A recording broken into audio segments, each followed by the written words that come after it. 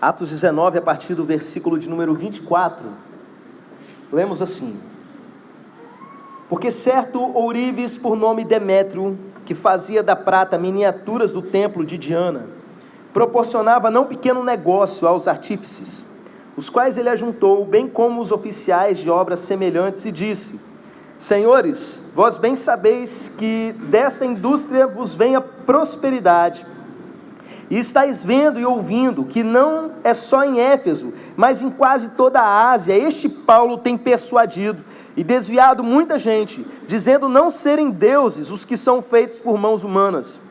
E não somente há perigo de que nossa profissão caia em descrédito, mas também que o templo da grande deusa Diana seja estimado em nada, vindo mesmo a ser destituída da sua majestade, aquela a quem toda a Ásia e o mundo adoram. Amém? Vamos orar mais uma vez? Fala assim: Pai, eu vim aqui para te ouvir. Fala comigo. Não deixa nada me atrapalhar. Me ajude a entender tudo o que o Senhor quer dizer.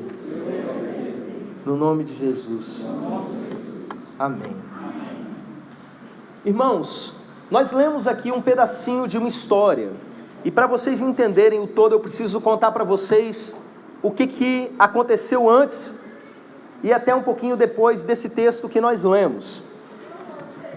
Esse texto, meus irmãos, é uma parte de uma das viagens missionárias do apóstolo Paulo, quando ele chega numa cidade chamada Éfeso.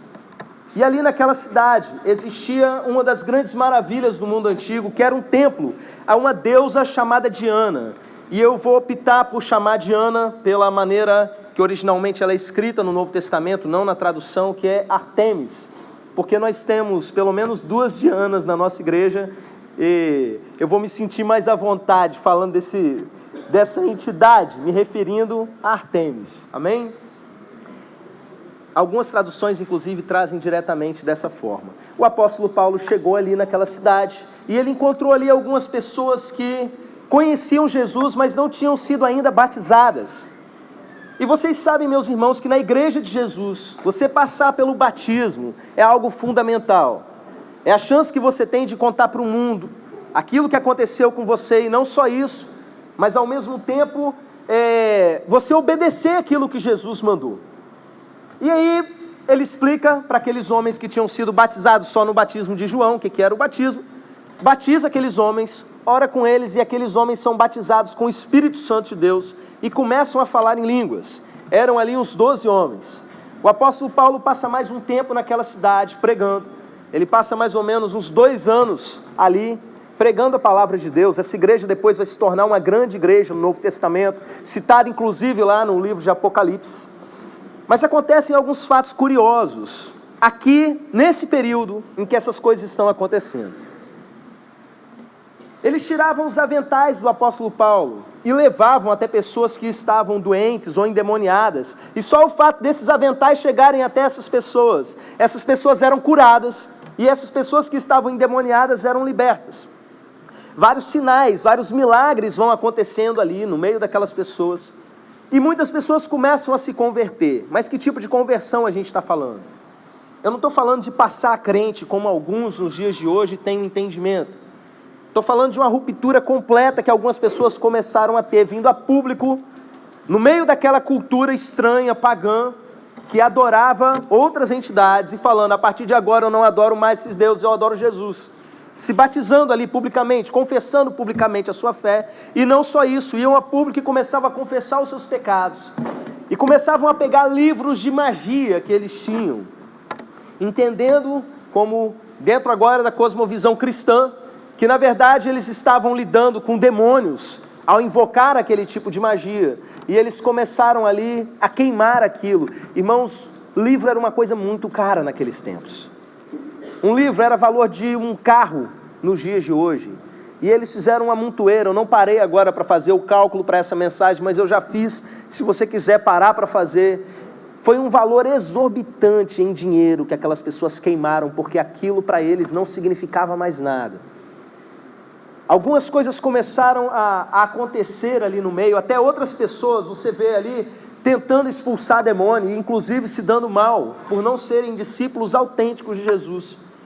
E quando aquela grande conversão começou a acontecer naquela cidade, um homem que é esse que nós acabamos de ler, o tal do Demétrio, ele chama lá algumas pessoas e ele começa a falar o seguinte. Ele fala que a profissão deles, ele era alguém que fazia artesanato, joias, bijuteria, miniaturas do templo em prata. Tinha todo um comércio ali envolvendo o templo daquela deusa. Ele fala o seguinte: a nossa profissão ela vai cair em descrédito se essa história de conversão continuar. Esses caras estão andando em toda a nossa região pregando esse tal de Jesus aí, dizendo que as coisas, os deuses que são feitos com mãos humanas, eles não são nada. Então o que vai acontecer? A nossa profissão vai cair em descrédito. O templo da Diana vai ser desacreditado. E aí, meus irmãos, ele fala uma coisa que eu queria que vocês prestassem muita atenção, que é o seguinte: vindo a mesma ser destituída da sua majestade, aquela que em toda a Ásia e o mundo espiritual adoram. O sujeito que trabalhava para Diana, para Artemis, que servia essa entidade, ele chega a dizer que a própria entidade vai ser destituída. E eu queria explicar para vocês nessa noite o que isso significa. O que significa você destituir uma entidade? Nós temos uma torre de oração permanente, um assunto que permeia todos os nossos dias, alguns de vocês mais de uma vez por dia. É quando a gente começa a pedir avivamento. O que nós estamos vendo acontecendo aqui nesse texto da cidade de Éfeso é justamente um avivamento. E os avivamentos, meus irmãos, quando a gente começa a estudar a respeito deles, a gente sempre encontra uma situação como essa. Existe um obstáculo ao avivamento que precisa ser derrubado. E aqui o obstáculo que nós temos é uma crença a essa divindade. E esse homem faz essa declaração, dizendo que essa própria deusa, ela pode ser destituída da sua divindade. Uma deusa que é adorada, inclusive até hoje, em vários lugares do mundo. Eu vou explicar isso para vocês. Você que não tem ainda muita vivência do que é o mundo espiritual, a Bíblia ela ensina em várias partes a respeito de como se dá a organização do reino das trevas. Antigamente eu ouvia dizer a respeito, por exemplo, de demônios territoriais, que é comum a várias culturas pelo mundo afora. Espíritos que dominam determinadas regiões do planeta. Você vê isso em diversas culturas, principalmente na África, no Oriente. Isso nunca foi segredo para eles. E quando, mais recentemente, a igreja evangélica foi resgatando esse conceito, algumas pessoas começaram a questionar e dizendo que isso não tinha na Bíblia. No ano passado, nós nos debruçamos na palavra de Deus, estudamos a fundo alguns textos da Bíblia que esclarecem essas questões. E olhem só, meus irmãos, é verdade. A Bíblia fala sim que existem demônios que são territoriais. Textos no Antigo Testamento e textos no Novo Testamento vão clarear essa situação. Irmãos, isso é coisa séria, e isso é verdade. Eu preciso esclarecer isso para vocês, porque a gente vive numa época em que o racionalismo barato toma conta das pessoas e as pessoas vão deixando de acreditar em coisa que faz parte do nosso dia a dia. Os demônios, eles existem. E quando a gente vai expulsar um demônio, normalmente eles apresentam resistência, seja em uma pessoa, seja em um território. Jesus chegou para expulsar o demônio de um cara chamado Legião. E Jesus perguntava o nome para aquela entidade, porque o demônio ficava resistindo, o demônio ficava batendo boca com Jesus, meus irmãos. Teve que sair, porque nenhuma entidade resiste ao nome de Jesus. Mas eu quero que você entenda que eles têm essa resistência. Quando eles são expulsos, às vezes eles vão para lugares distantes, lugares ermos. E quando eles lembram da casa original deles, eles querem voltar exatamente para o mesmo local, porque existe uma relação direta para ele, de comodidade ou de sei lá o que ele quer estar no lugar de origem. E quando a gente fala em demônios territoriais, é da mesma maneira, meus irmãos. Quando Jesus foi expulsar o demônio de Legião, aqueles demônios que estavam ali, estima-se em mais de 2.000 demônios, eles falavam assim para Jesus: não nos deixe sair dessa região, não nos mande para fora dessa região. Eles queriam permanecer exatamente naquela região. E para isso, meus irmãos, quando um demônio ele não quer sair, ele é capaz de fazer uma porção de coisa bizarra. Recentemente, eu fui, junto com o irmão Edson, expulsar um demônio numa dessas madrugadas, e no momento que o demônio estava ali saindo, eu contei isso para alguns irmãos lá na nossa célula. No momento que o demônio saiu, um vaso de flor que estava no canto, lá na parede, explodiu, sem ninguém botar a mão. Porque ele gosta de dar os showzinhos dele para de alguma forma ostentar algum tipo de poder. E o que nós vemos acontecendo nessa história é basicamente isso. A gente não leu a história toda, eu vou contar para vocês. Ártemis, a divindade responsável por aquela região que estava captando aquele tipo de adoração que estava ali, ela começa a ficar incomodada com aquelas coisas que estão acontecendo. E ela levanta um dos seus servos para levantar um tumulto. O texto diz que ele começou a falar isso e gerou uma confusão na cidade. Se você olhar simplesmente com um olhar humano, você vai achar que não, isso aí foi a articulação que o cara fez. Meus irmãos, presta atenção, que não é só humano. O povo começa a se juntar e alguns dizem, alguns estão lá, o texto diz pra gente, né, que eles não sabem nem o que eles estão fazendo lá, mas eles estão lá. Corre todo mundo para o teatro da cidade. Imagina você sair da sua casa, ir para um lugar distante, para um teatro, juntar uma multidão, e você nem sabe o que você está fazendo ali. Você sai para ir no teatro para ver um jogo, para ver alguma coisa, né? Você estivesse lá naquele contexto. De repente alguns estavam ali e nem sabiam o que estavam fazendo naquele lugar. E aí, meus irmãos, tem um momento que os judeus empurram lá um camarada, um tal de Alexandre, que era judeu também, e o povo começa a gritar o seguinte: grande é Ártemis, deusa dos Efésios. Irmãos, esse povo começa a gritar num tipo de transe, porque eles passam, Lucas conta pra gente, quase 2 horas gritando a mesma frase, todo mundo sincronizado junto, a cidade inteira reunida num lugar só, todo mundo gritando. Meus irmãos, se eu virar para vocês e falar, começa a dar glória a Deus, vamos junto, glória a Deus, glória a Deus, glória a Deus, com 2 minutos você já está cansado. Se eu colocar vocês para ficarem repetindo alguma coisa, a gente já fez isso, fala uma frase, o povo repete, eu te digo, em 10 minutos vocês estão desidratados. Imagina uma cidade inteira gritando sem parar: grande é Ártemis dos Efésios, grande é Ártemis dos Efésios, todo mundo junto, em voz alta, por quase 2 horas. Ártemis ficou dodói. Por que ela resolveu botar as garrinhas dela de fora? Isso não é comum. É igual a garrafinha lá, né? A vasilha de flor explodindo. Esse tipo de coisa não é comum. O que aconteceu, meus irmãos, que essa entidade ficou tão revoltadinha e resolveu fazer alguma coisa? Chegaram a pegar 2 auxiliares de Paulo e levaram para lá, para tentar matar, fazer alguma coisa. Nessa hora Paulo queria ir de todo jeito, por esse sentimento de pai, de quem cuida de discípulos, não é? Eram discípulos dele que estavam lá. Aí os outros discípulos seguraram Paulo: você não vai não. Amigos dele que estavam lá na liderança, né, da cidade, falaram: não deixa Paulo vir não, porque a coisa aqui está feia demais. Até que alguém veio e acalmou: olha, se vocês continuarem fazendo isso, o Império Romano vai achar que é uma sedição. A nossa cidade inteira vai sofrer se continuar, vamos acalmar. Aí o pessoal foi indo para casa, sossegou. O que aconteceu, meus irmãos? Eu vou te dizer. Aquela igreja que tinha acabado de nascer, ali na cidade de Éfeso, ela conseguiu causar um incômodo no mundo espiritual. Irmãos, nessa mesma cidade, eu passei rapidamente contando no início um episódio para vocês, quando um grupo de homens vai expulsar um demônio, e vira ali e fala: eu te expulso em nome de Jesus, a quem Paulo prega. E os demônios olham para eles e falam assim: olha, eu sei quem é Jesus, eu sei quem é Paulo, mas você eu não sei quem é não. E caem para cima e dão uma coça naqueles homens, que eles fogem pelados da cidade. Imagina a vergonha, imagina que cena desagradável. Fugir pelado levando uma coça já é uma coisa feia, agora de demônio, por falta de autoridade espiritual. Eu te digo, meus irmãos, que muitas igrejas estão nessa situação.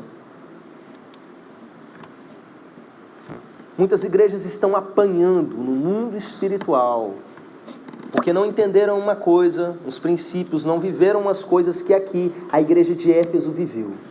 E eu preciso que você entenda isso, para que você receba o avivamento.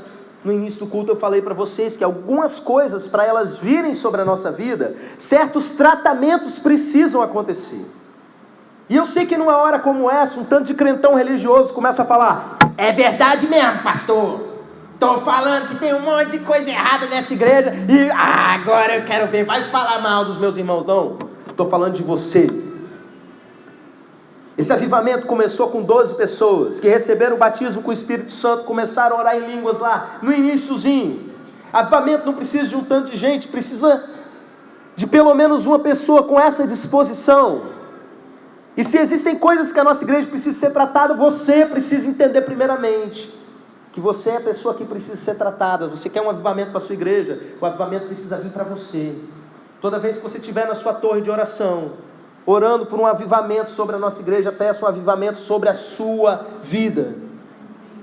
Queria mostrar para vocês alguns princípios que eu percebo. Você pode inclusive voltar aí nesse texto. Mas vamos ler aí nesse capítulo 19, a partir do verso de número 16. Atos 19, 16, lemos assim: Então o homem, no qual estava o espírito maligno saltando sobre eles, apoderou-se de 2 e prevaleceu contra eles, de modo que nus e feridos fugiram daquela casa. E isso tornou-se conhecido de todos os que moravam em Éfeso, tanto judeus como gregos, e veio temor sobre todos eles, e o nome do Senhor Jesus era engrandecido. Irmãos, a primeira coisa que precisa acontecer para que aconteça um avivamento na sua vida é uma coisa chamada temor. O mundo tem falado muito mal da igreja, dizendo que a gente obedece a Deus por medo. E eu vou te falar, como alguém que aconselha pessoas, como alguém que trata pessoas adoecidas na mente, como eu trato frequentemente aqui na igreja, na sua alma. Eu digo que uma das coisas que mais adoece o ser humano é o medo. E a Bíblia, ela não nos convida a servir Jesus por medo, pelo contrário. Ele fala que quem ainda está nessa do medo, não está aperfeiçoado no amor. O perfeito amor, ele lança fora o medo.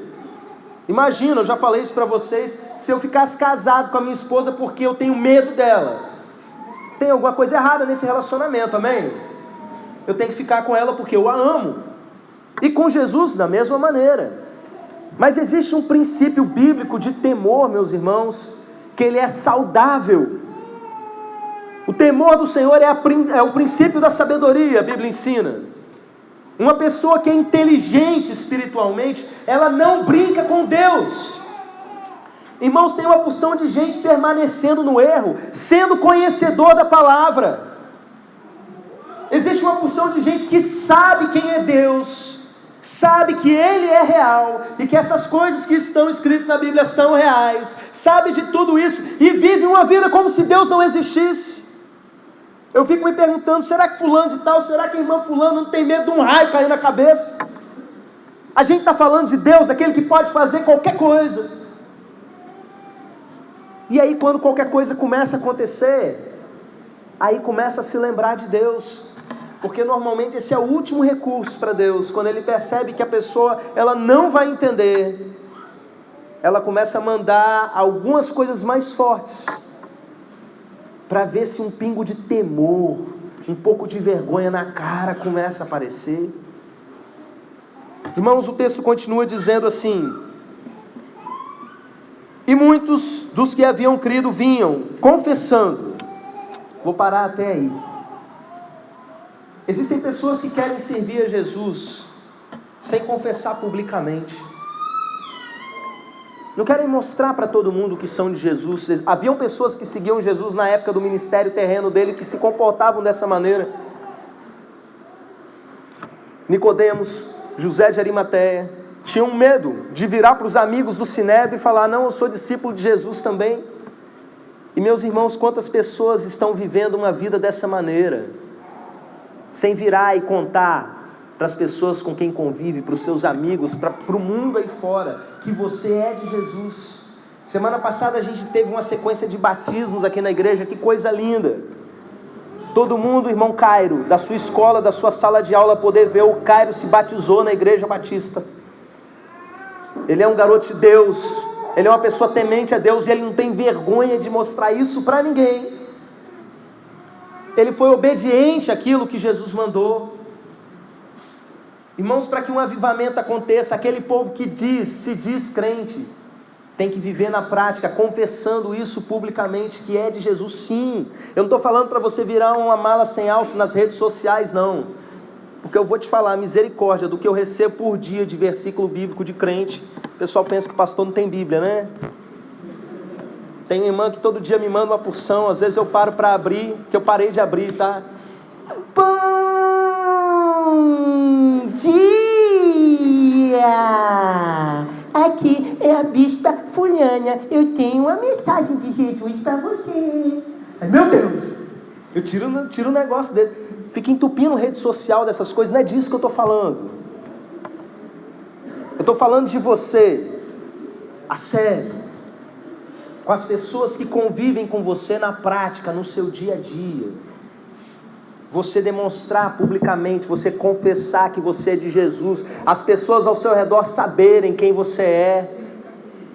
E aí, meus irmãos, vem uma outra coisa, completando o versículo, e revelando os seus feitos. Isso é uma coisa que acompanha praticamente todos os avivamentos que eu tenho notícia. Ao longo da história da igreja, você começa a estudar um avivamento, pode procurar, tem confissão pública de pecado. Isso é uma coisa que a gente vem batendo na tecla há muito tempo. E nos últimos meses, mais precisamente nas últimas semanas, Deus tem falado muito ao coração dessa igreja, por mais de uma pessoa, a importância da gente ser uma pessoa que não tem mais nada a esconder. Muita gente tinha medo de discipulado ou de certas reuniões de tratamento, porque vira e fala assim, e se depois eu falar e o pessoal sair contando?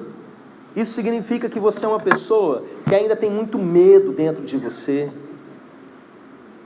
Deus me mostrou, exatamente numa pregação, enquanto eu ensinava a respeito de cura, aqui na igreja, aquele texto, confessai as vossas culpas uns aos outros para serdes curados. Ele me fez voltar o meu coração lá no Jardim do Éden, antes do pecado entrar no ser humano, que Adão e Eva estavam nus um para o outro. E isso não quer dizer simplesmente uma questão de nudez física, quer dizer que antes do pecado entrar, eles não tinham nada a esconder do seu semelhante, e não tinham nada a esconder de Deus. No momento que o pecado entra, Adão e Eva querem se esconder, e querem se esconder inclusive de Deus. Isso é um simbolismo muito forte, meus irmãos, de um princípio espiritual. Deus mostrou isso, dizendo, vocês não foram feitos por mim para esconder coisas. O que tem crente adoecido num esforço medonho de manter as coisas escondidas, de manter aparências, de manter castelos que não existem. Você precisa aprender a ser uma pessoa que não tem do que se envergonhar. E olha, meus irmãos, para você chegar nisso, você precisa vencer a etapa da vergonha. Precisa entender que se você quer mostrar para as pessoas que você no passado era uma coisa e hoje você não é mais, você não tem que temer daquilo que você já viveu, daquilo que você já fez. Você pode chegar publicamente e falar, eu fui isso e aquilo outro, estou confessando isso publicamente, e largando isso. A gente lê, por exemplo, lá em Provérbios 28, 13, o que encobre as suas transgressões nunca prosperará, mas o que as confessa e deixa alcançará a misericórdia. Eu poderia ficar citando aqui vários outros textos da Bíblia, Davi falando, enquanto eu encobri o meu pecado, os meus ossos foram envelhecendo, o meu humor se tornou em sequidão de estio, e coisas desse tipo, porque a pessoa ficou escondendo aquilo que já devia ter morrido há muito tempo. Olha aí, meus irmãos, muitos também dos que tinham praticado artes mágicas ajuntaram seus livros e os queimaram na presença de todos, e calculando o valor deles, acharam que montava 50 mil moedas de prata. 50 mil moedas de prata. O que isso quer dizer, meus irmãos?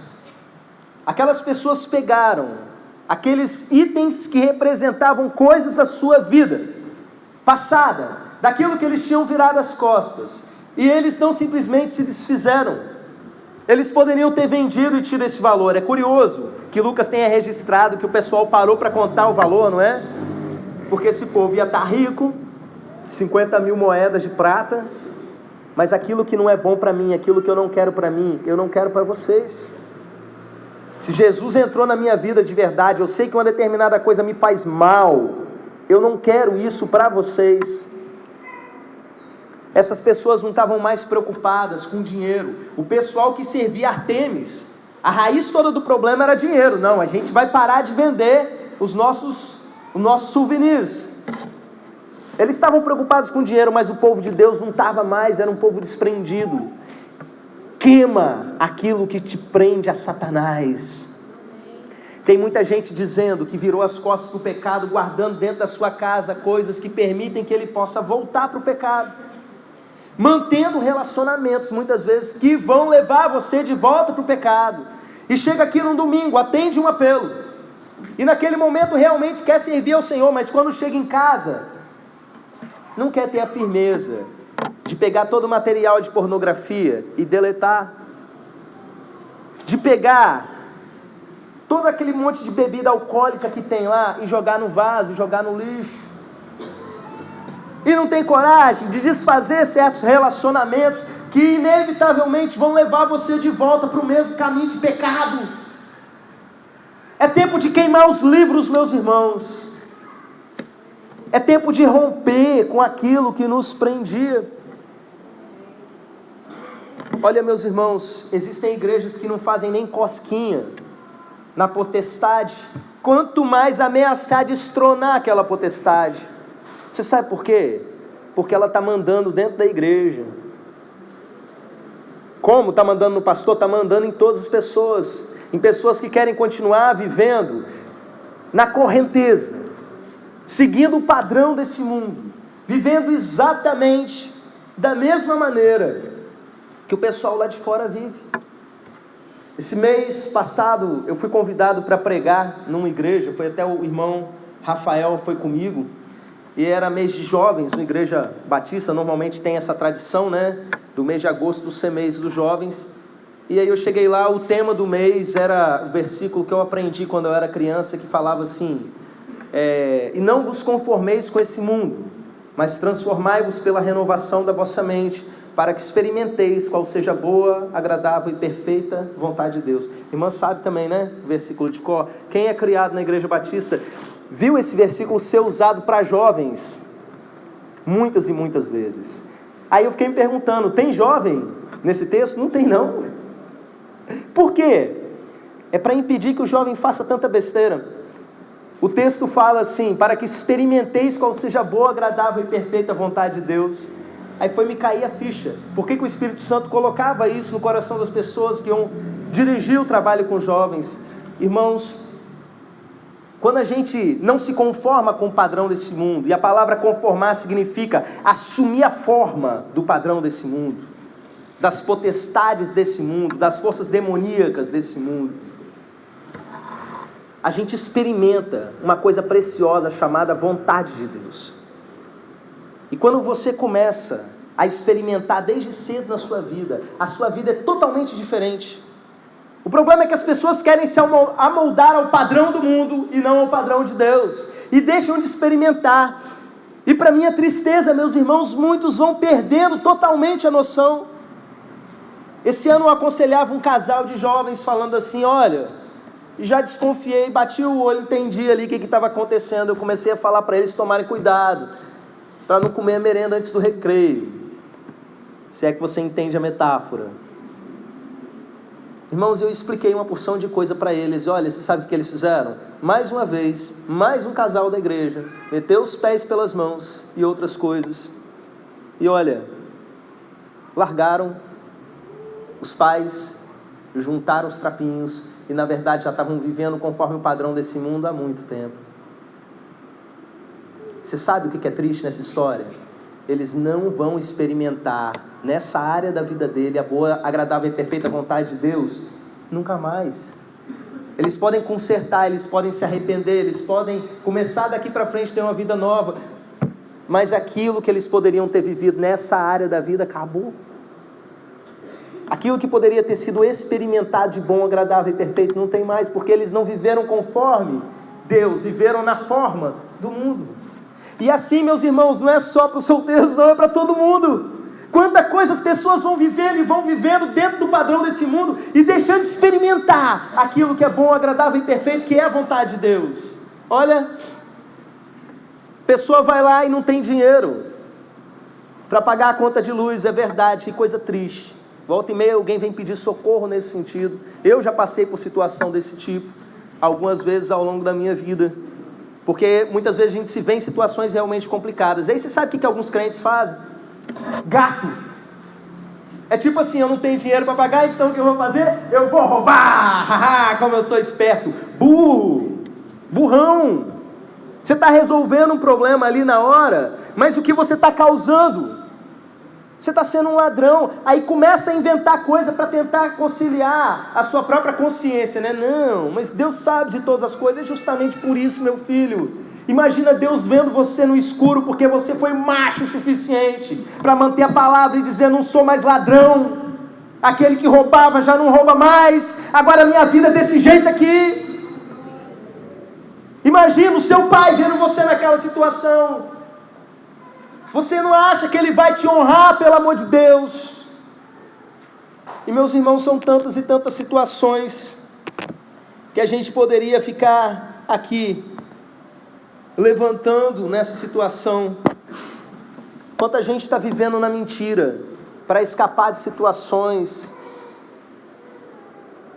Você está entendendo como é que muitas vezes a igreja não faz diferença para a potestade que reina sobre a nossa região? Você está entendendo porque muitas igrejas, elas são café com leite nessa batalha? Porque você, meu irmão, é café com leite nessa batalha. O reino de Deus não é prioridade na sua vida, você não fede nem cheira, então você ainda é propriedade dele. E quando acontece que a potestade resolve juntar todo mundo para glorificar Satanás, gritando: grande é Artemis dos Efésios, você vai ser um que vai ser levado. Por quê? Porque você não pertence realmente, de verdade, de todo o seu coração, de todo o seu ser, a Deus. Algo precisa acontecer, meus irmãos, para que o avivamento venha. E é uma mudança de mentalidade que precisa acontecer. Deixar de experimentar a vontade de Deus é uma das consequências. Mas olha, daqui para frente, a gente tem uma outra preocupação que Deus está nos mostrando. À medida que essa igreja está pedindo avivamento, está pedindo aquilo que a igreja de Éfeso viveu, meus irmãos, a gente vai bater de frente com essa entidade que governa sobre Nova Almeida, que nós já temos enfrentado mais ou menos há algum tempo, mas já recebemos visita dela algumas vezes. Quem está à frente sabe do que eu estou falando. Espírito de raiva, alguns de vocês aqui sabem, o cachorro preto que já foi visto algumas vezes, e é justamente um espírito de ira, de raiva, cólera. Irmãos, a batalha vai se estreitar. E olha, nem todo mundo tem condição para isso. Você precisa mudar a sua mentalidade para você enfrentar a situação. Você sabe uma coisa que eu acho bonito nesse avivamento? É que as pessoas vinham confessar as suas próprias falhas. E você sabe, o maior inimigo de um arrependimento verdadeiro, o que mais atrapalha um crente a se arrepender, não é o senso de autojustiça, não. É ele, ao invés de olhar para as suas próprias falhas, ele olha para as falhas dos outros, meus irmãos. Não consegue adorar a Deus. Quantas vezes eu vivi situações aqui na igreja, de irmãos chegarem e falar: pastor, o culto foi tremendo, Deus agiu maravilhosamente, e gente chorando, quebrantada, e outros lá com cara amarrada. Por quê? Olhando para o defeito do próximo. Não vai conseguir. Deus tem coisa para mostrar na sua vida, coisa que precisa ser abandonada, coisa que precisa ser quebrantada. Você não vai conseguir entrar em avivamento. O avivamento é para você. Não vai conseguir, meu irmão, enquanto você não parar para olhar para você. Eu me lembro de um cidadão que tinha aqui na igreja, que ele ia para casa cuspindo marimbondo. A mulher falava comigo desesperada, porque ele chegava, olhava aqui na frente do ministério de louvor, e ele ficava com muita raiva porque ele não estava aqui. E aí ele começava a jogar discórdia, do tipo assim: o pastor tá deixando fulano. Lá tem gente lá em cima, ó, que não devia estar ali não. É engraçado que não fala fulano de tal. Porque se fala fulano de tal, você vai lá e chama. Não, fulano de tal tá fazendo. Junta os dois, fala aí pra mim o que tá vendo. Mas Satanás não trabalha assim. Ele joga. Tem gente lá em cima, porque aí eu vou pensar, deve ser o Jussiel. Pô, Jussiel. Então, irmã Alice, irmão Marcos André, o líder, meu irmão, o que é isso? Ou então deve ser João Vitor, deve ser, solteiro, aí tá vendo? Só podia. Porque a ideia não é tratar o problema, a ideia é semear discórdia. Se você não parar de olhar para os outros e começar a olhar para a sua própria ferida, para o seu próprio pecado, o avivamento não vai vir para você. E quando a batalha vai ficando estreita, meu irmão, o que vai acontecer com você, com a sua casa? Se a sua casa não está realmente firmada em Jesus, vai vir a tempestade. E vai vir, meus irmãos, eu estou afirmando. Porque a tempestade vem para todo mundo. E se você não estiver firme, a sua casa vai ruir. Olha, de sexta para sábado, Deus me deu um sonho muito estranho. Um sonho que eu entendi na hora que era um sonho profético. Eu estava num prédio muito alto, não no topo do prédio, no meio do prédio. Num lugar que tinha muitos edifícios, eu não sei que cidade era essa. E meus irmãos, eu sei que os irmãos estão orando pelo pastor, está lá na lista. Eu sinto às vezes quando eu assumo a torre uma coisa diferente. E na hora que eu estava ali naquele prédio, que eu olhei aquela cidade estava escura, como se tivesse acontecido uma tragédia. Algo tinha acontecido. Estava tudo bem escuro. E de repente começou a passar um trio elétrico lá embaixo. Na hora eu não entendi. Depois, refletindo no sonho, eu consegui entender, meus irmãos, o que era aquilo. O trio elétrico, ele carrega um simbolismo. Ele é algo que carrega uma multidão atrás dele. E o que quem está em cima dele manda fazer, a multidão faz. É essa situação aqui de Artemis. Aquele trio ia passando lá embaixo, tocando alguma coisa, acho que iluminado. E olha o que Deus me mostrou, meus irmãos, um cenário de avivamento. Aqueles prédios estavam cheios de pessoas que não estavam indo atrás daquele trio. Elas estavam cantando uma canção extremamente simples, que reafirmava a sua posição diante de Deus. E eu vou contar para os irmãos. Eu achei a canção forte. E a situação era arrepiante, porque era uma multidão de pessoas. Eram todos aqueles prédios cantando junto. Aquela voz, a capela, ecoando pela cidade. Era arrepiante demais. E aí, meus irmãos, quando chegou no outro dia, eu não lembrava da música. Mas eu aprendi a lição antes, tá? Quando eu tive o sonho, eu peguei meu celular, eu saí da cama, fui lá na cozinha, gravei baixinho. Eles estavam cantando, inclusive, em mi bemol. O refrão da música eu consegui. E olha, meus irmãos, eu tive que fazer o resto dela para cantar para vocês, que eu fiquei perguntando para Deus, cadê o resto, Senhor? Vou dormir de novo para Deus mostrar. Minha esposa começou a perguntar, o que aconteceu? Aconteceu alguma coisa? Viu que eu tinha levantado e voltado para a cama e não tinha ido para o banheiro. Eu falei, não, Deus me deu um sonho, eu fui gravar, porque senão depois eu esqueço até o sonho. Eu vou cantar essa música para vocês, a gente vai aprendê-la agora. E depois que a gente tiver cantado, eu quero chamar você a um posicionamento público de mudança, de compromisso, de queimar aquilo que te liga ao passado e confessar publicamente o seu compromisso com Jesus. Amém?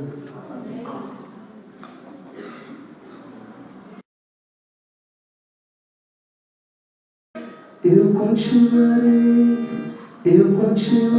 no teu altar. Eu continuarei no teu altar. Você pode cantar comigo? Eu continuarei no teu altar. Eu continuarei no teu altar.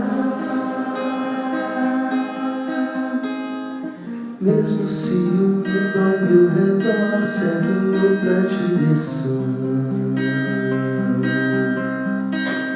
Ainda que amigos mais chegados venham se afastar de ti, quando alguns dos meus irmãos vão se esfriando, abandonando a nossa fé, quando a estrada se estreita e o mais fácil é deixar de te seguir, eu continuarei no teu altar.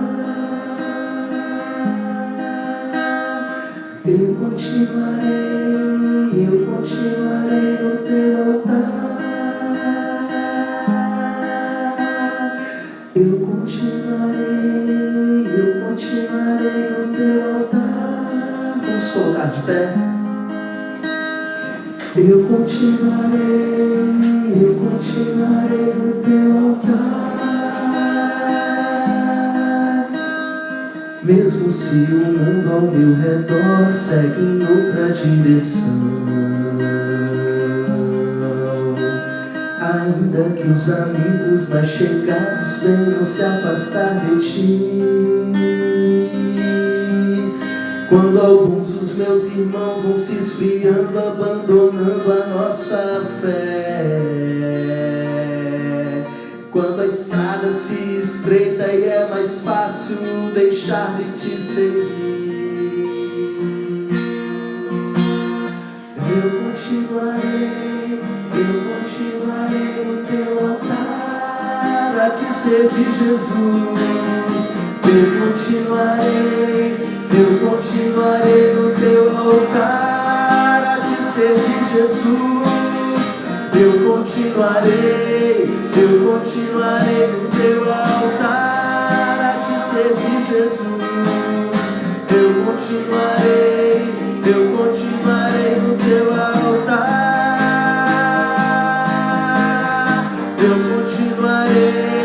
Eu continuarei no teu altar. Eu continuarei no teu altar a te servir, Jesus. Eu continuarei no teu altar a te servir. Suas vozes. Eu continuarei no teu altar. Eu continuarei. Continue cantando. Feche os olhos para visualizar aqueles prédios diante da tragédia.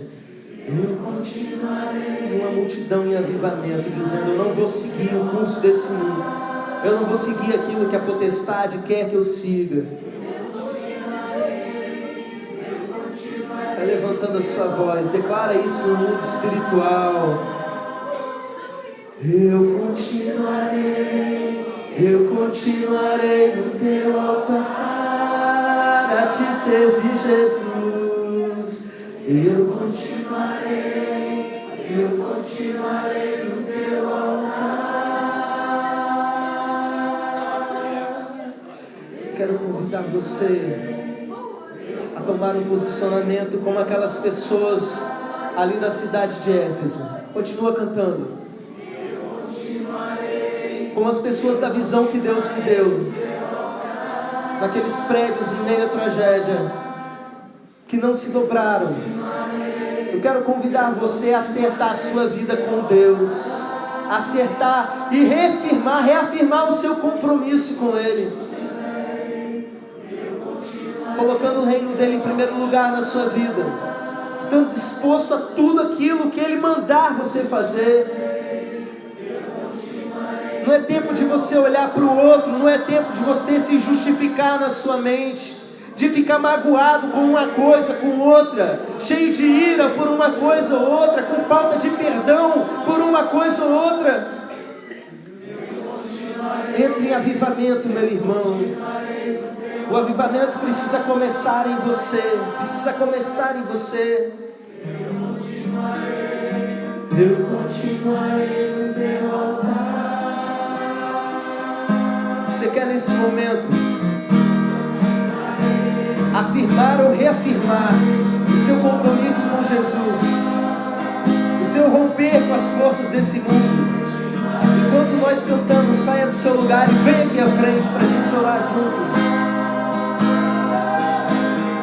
Eu continuarei no teu altar. Pode sair do seu lugar. Você que quer reafirmar nessa noite o seu compromisso. Você que quer dizer: Senhor, o avivamento pode começar em mim. Eu quero esse avivamento, Senhor. Eu quero romper com o sistema desse mundo. Reafirma. Eu continuarei no teu altar.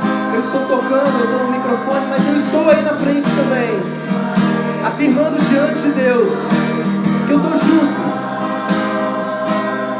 Pode mandar, Senhor, a começar em mim, a continuar em cada um desses. Em nome de Jesus. Eu continuarei no teu altar. Mesmo que o mundo ao meu redor segue em outra direção, ainda que os amigos mais chegados venham se afastar de ti, quando alguns dos meus irmãos vão se esfriando, abandonando a nossa fé, quando a estrada se estreita e é mais fácil deixar de te seguir, eu continuarei no teu altar.